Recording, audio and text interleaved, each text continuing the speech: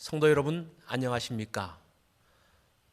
오늘 화요일 날 고단주간 가정예배를 시작합니다. 우리 찬송가 91장 슬픈 마음 있는 사람.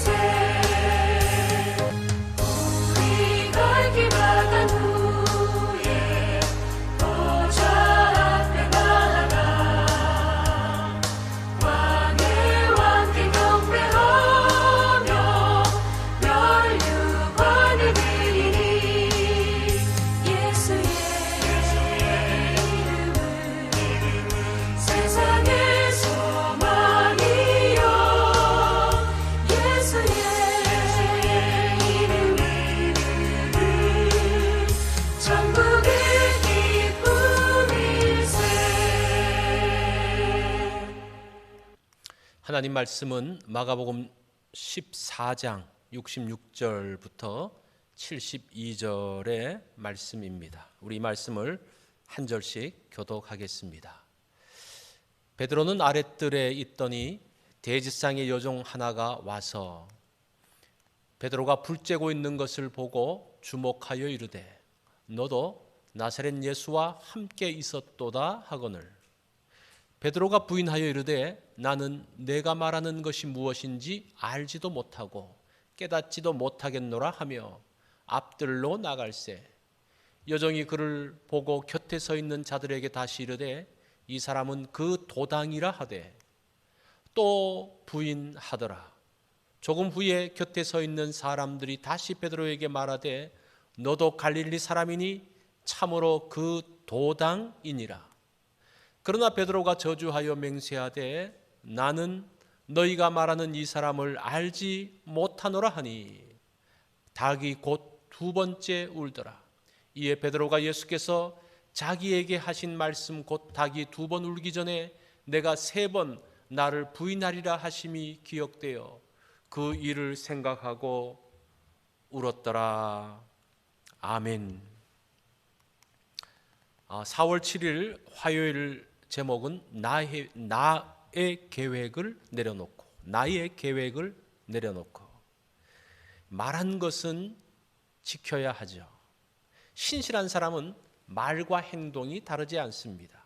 그런데 잘못된 것을 말했다면 어떻게 해야 될까요?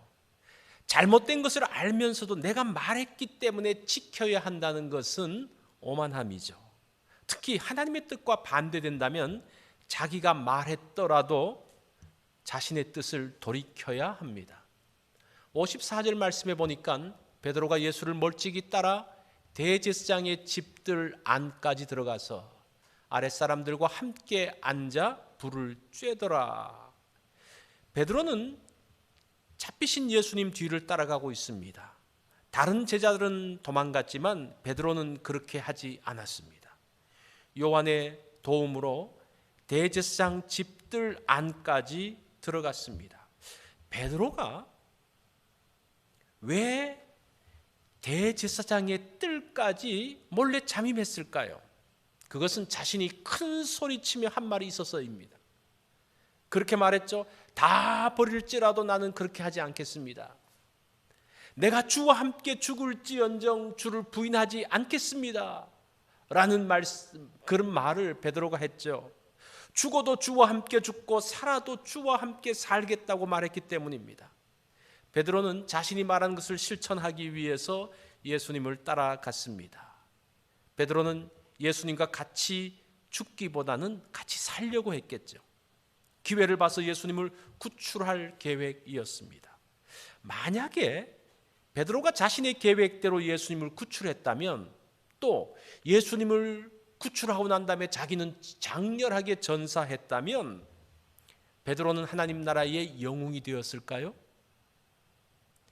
베드로가 예수님을 구출했다면 베드로는 사탄 나라의 1등 공신이 되었을 것입니다.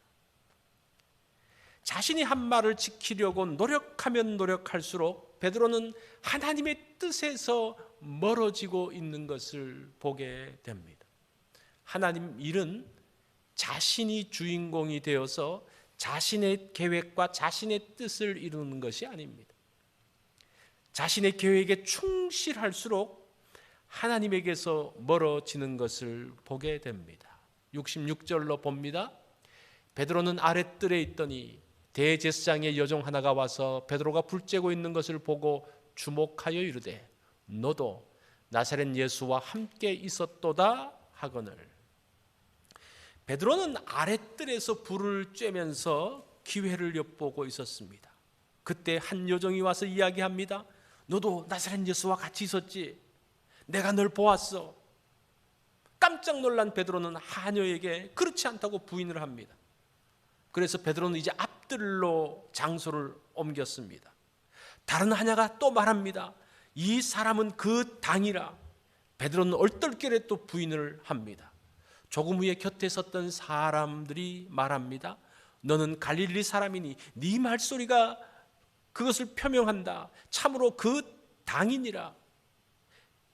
그러자 베드로가 저주하며 맹세하되 나는 너희의 말하는 이 사람을 알지 못하노라.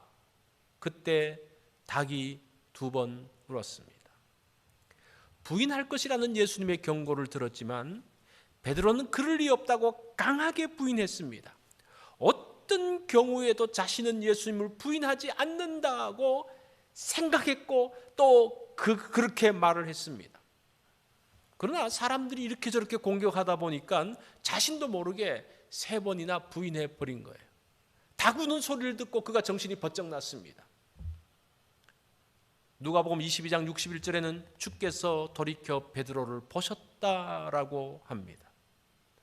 오늘 이 밤 닭이 2번 울기 전에 내가 3번 나를 부인하리라는 그 말씀이 생각나서 베드로는 밖에 나가서 심히 통곡했습니다.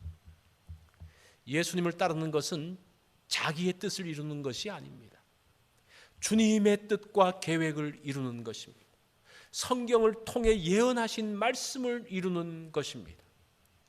마가복음 8장 34절에는 아무든지 나를 따라오려거든 자기를 부인하고 자기 십자가를 지고 나를 좇을 것이니라고 말씀합니다.